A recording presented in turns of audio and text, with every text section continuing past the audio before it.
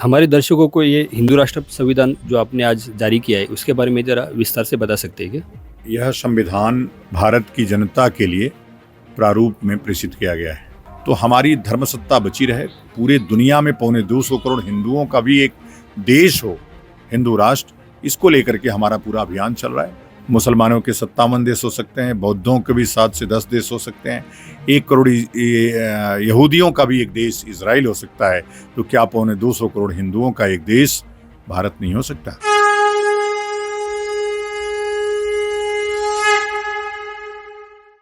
नमस्कार स्वामी जी, हमारे दर्शकों को ये हिंदू राष्ट्र संविधान जो आपने आज जारी किया है उसके बारे में ज़रा विस्तार से बता सकते हैं क्या?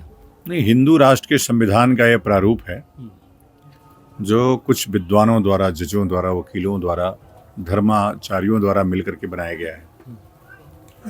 और यह संविधान भारत की जनता के लिए प्रारूप में प्रेषित किया गया है। इसका एक रेफरेंडम हम करने वाले हैं। 25 तारीख से हमने बोला था कि एक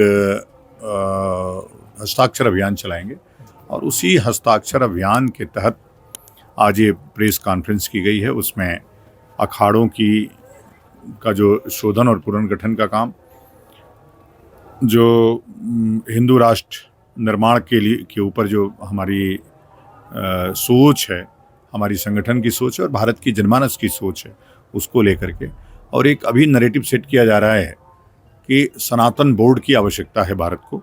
तो उसको लेकर के 3 महत्वपूर्ण बिंदुओं को हम लोग लेकर के प्रेस कॉन्फ्रेंस किया। तो हिंदू राष्ट्र जो कॉन्सेप्ट है, हम चाहते हैं कि जब एक राष्ट्र इस्लामिक रिपब्लिक ऑफ पाकिस्तान हुआ, उसी से निकल के अभी देख रहे हैं बांग्लादेश भी इस्लामिक रिपब्लिक होने जा रहा है। तो दूसरा जो भारत बीच में है, वह सेकुलर होने से जो हमारी संस्कृति है वो धीरे धीरे मर रही है और उसको सुनियोजित तरीके से समाप्त किया जा रहा है।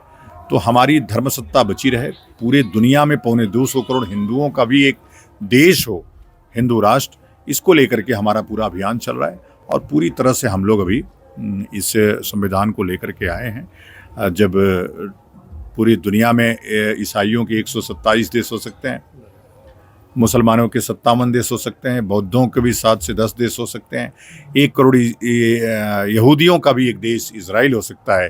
तो क्या 250 करोड़ हिंदुओं का एक देश भारत नहीं हो सकता? तो इस दुनिया को ये प्रश्न हमने आज यहाँ से दुनिया के लिए खड़ा किया, यूनाइटेड नेशन के लिए खड़ा किया, और यूनाइटेड नेशन के जो मेंबर्स हैं उनके लिए खड़ा किया कि आप सबको मिलकर के भारत को, जहाँ भगवान ने साक्षात जन्म लिया है, जो हमारे आराध्यों की जन्मभूमि है, हम बहुसंख्यक भी हैं, तो हम एक क्या राम राज्य बना सकते हैं, हिंदू राष्ट्र बना सकते हैं। इसमें हमारा विश्व पूरा सहयोग करे। हमने उसके लिए एक प्रारूप तैयार किया कि धर्म सत्ता कैसी होगी, शासन व्यवस्था उसकी कैसी होगी, उसका एक प्रारूप हमने यहाँ पे तैयार करके दिया है। और महाराज जी, जो हिंदू राष्ट्र का जो निर्माण है बहुत बड़ा कार्य है, तो आपको क्या लगता है उसके लिए क्या क्या स्टेप्स रहेंगे? यानी आपने तो अभी प्रारूप जारी किया, उसके आगे भी कुछ आपका विचार है इसके बारे में? क्या है, अभी हम लोग 80% हिंदू है इस देश में, तो निश्चित रूप से इसके लिए 2/3 बहुमत चाहिए। सरकार में बहुमत थी, लेकिन उस पर चर्चा ही नहीं हुई। तो अगर उससे नहीं होगा और तरीका प्लान बी बनाएंगे। अब वो प्लान बी हम यहाँ तो नहीं घोषित कर सकते, लेकिन वो प्लान बी भी बना हुआ है और उस पर भी काम चल रहा है। प्लान ए काम करना चाहिए, अगर काम नहीं करेगा, और हम जानते हैं कि देश का मुसलमान, जिससे लोग डर रहे हैं, वो मुसलमान भी चाहेगा कि भारत में राम राज्य आए, क्योंकि वो जानता है कि वो सुरक्षित है, उसकी मानवता सुरक्षित है, उसका धर्म सुरक्षित है अगर वह राम राज्य में रहेगा। तो कल को डेमोक्रेटिक सेटअप में, जिस प्रकार से अभी कई जगह उसको ही लग रहा है कि हमारे साथ अत्याचार हो रहा है, लेकिन यहाँ हमारे राज्य में पशु पक्षी, नर नारी, किन्नर सभी प्रसन्न होंगे, सभी प्रफुल्लित होंगे, हिंदू मुस्लिम सिख ईसाई सब सुरक्षित रहेंगे। हाँ, बस ये है कि जब अधिकारों की बात आएगी तब हम वही अधिकार उनको भारत में देंगे जो पाकिस्तान माने इस्लामिक कंट्रीज में हमको मिल रहा होगा।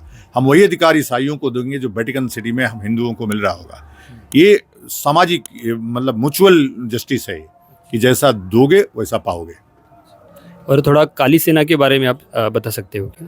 काली सेना एक हिंदुओं की प्रशिक्षित फोर्स है जो लैंड जिहाद, लब जिहाद को लेकर के पूरे देश में माहौल बना रही है, काम कर रही है, और कई जगहों पे हमने उसको रोकने का काम किया है।